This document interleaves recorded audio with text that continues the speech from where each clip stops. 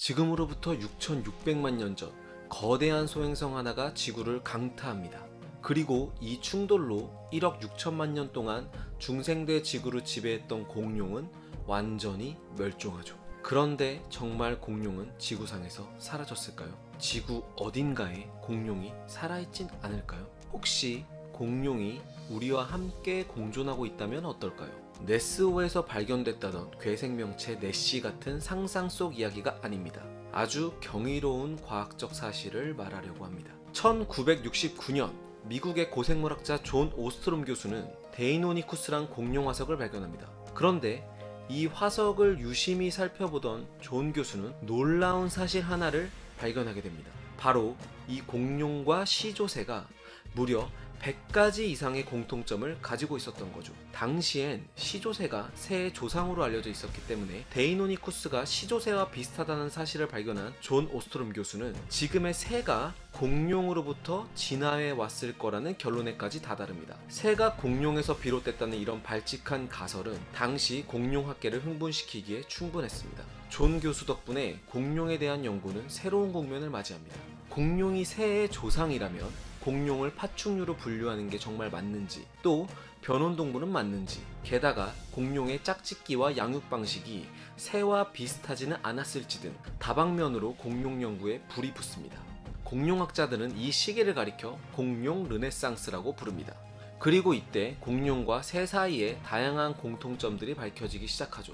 많은 공룡들이 새처럼 이족보행을 했고 뼛속에 공기를 담을 수 있는 기낭이 발달했으며, 또 새가 날개를 뒤로 젖힐 수 있는 것처럼 공룡의 손목 관절뼈 역시 뒤로 젖힐 수 있게끔 형성돼 있다는 사실도 밝혀집니다. 공룡과 새는 골반뼈 역시 비슷합니다. 공룡의 가장 큰 해부학적 특징은 골반 구조인데요. 골반에 구멍이 나 있고 이 구멍에 허벅지뼈가 쏙 들어가는 구조, 이런 뼈 구조를 지닌 동물을 우린 공룡이라고 부릅니다. 익룡은 골반에 구멍은 있지만 허벅지뼈가 끼워지는 곳은 구멍이 아니라서 공룡이라 할 수 없습니다. 어룡도 마찬가지로 골반 구조에 구멍이 없기 때문에 공룡이 아닙니다. 자, 그럼 닭, 오리, 펭귄의 골반은 어떨까요? 골반에 구멍이 나 있고 이 구멍에 허벅지뼈가 쏙 들어가는 구조입니다. 이런 새들의 특징은 공룡과의 아주 밀접한 연관성을 더해줍니다. 이제 조금씩 새가 공룡이라는 사실이 믿어지나요? 하지만 문제가 하나 있었습니다. 공룡에겐 새의 가장 중요한 특징이 없었습니다. 그 특징은 바로 깃털입니다. 새를 가장 새답게 만들어주는 특징인 깃털. 이 깃털이 공룡에겐 없었던 거죠. 공룡에게 깃털이 없다면 공룡과 새가 서로 진화적으로 긴밀하게 연관되어 있다고 볼 수 있을까요? 공룡에게 깃털이 없다는 사실 때문에 많은 과학자들이 고민에 빠질 무렵 1996년 중국 동북부 랴오닝성에서 놀라운 소식 하나가 들려옵니다. 바로 깃털 달린 공룡 화석이 발견됐다는 것. 녀석의 이름은 시노사우롭테릭스. 화석을 자세히 보면 머리를 시작으로 목과 등줄기 그리고 꼬리까지 이어지는 원시적인 깃털이 보입니다. 그리고 시노사우롭테릭스를 시작으로 인근 지역에서 프로트 아르케옵테릭스, 에피덱시프테릭스, 시노르니토사우루스, 베이피아오사우루스, 코오디테릭스 등 수백 개의 깃털 공룡 화석이 쏟아져 나오죠. 최근에는 앞서 나온 소형 육식공룡뿐만 아니라 큰 초식공룡 화석에서도 깃털이 발견되면서 깃털은 돌연변이 형질이 아니며 공룡이 지닌 일반적인 특징이었던 사실로 밝혀지게 됩니다. 그렇다면 공룡에겐 깃털이 왜 필요했을까요? 많은 과학자들은 공룡의 초기 깃털은 나는 용도가 아니라 체온 보호나 짝을 유혹하기 위한 수단이었을 거라고 추측합니다. 지금의 새들이 화려한 깃털로 암컷을 유혹하는 것처럼 말이죠. 그리고 작은 육식공룡 중 일부가 날 수 있는 비대칭 깃털을 갖게 됐고, 이들이 6,600만 년 전에 대멸종에서 살아남아 지금의 새가 됐다는 겁니다. 즉, 공룡은 현재도 살아있으며 우리는 그들을 새라고 부를 뿐이죠. 도시의 애물단지 닭둘기도 공룡이며 여러분이 어제 먹은 치킨도 공룡인 셈입니다. 그럼 우리는 수많은 공룡들 중 새를 어디쯤에 포함시킬 수 있을까요? 먼저 공룡은 크게 조반목과 용반목으로 나뉩니다.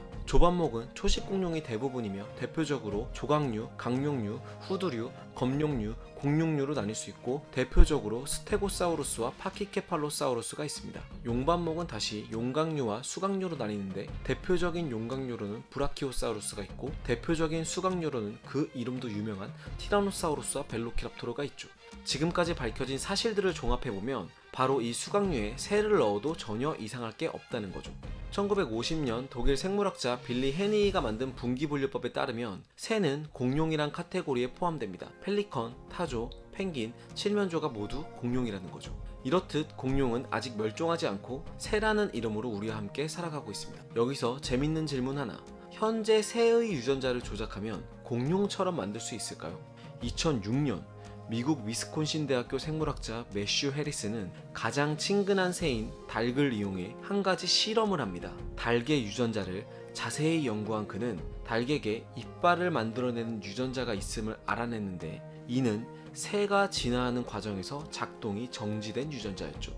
해리스 박사는 이 유전자를 다시 활성화시키는 실험을 했는데 그 결과 알 속의 병아리한테 원뿔형의 이빨들이 생겨나더라는 겁니다. 마치 조그마한 육식공룡처럼요.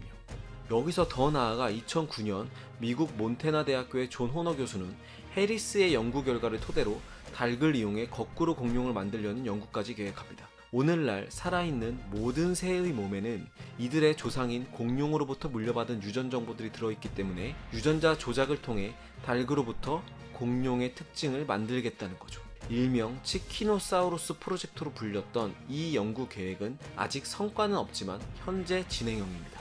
그런데 이런 프로젝트가 의미가 있을까요? 지금도 우리 주변 곳곳에서는 공룡들이 아름답게 쥐적이며 노래를 들려주기도 하고 때로는 제 한몸 희생에 맛있는 안주가 되어주기도 합니다. 자, 오늘은 치맥 대신 공룡의 맥주 한잔 어떠십니까? 지금까지 여러분께 과학의 재미를 드리는 과학드림이었습니다. 이 영상이 마음에 드셨다면 좋아요와 구독을 꼭 눌러주세요.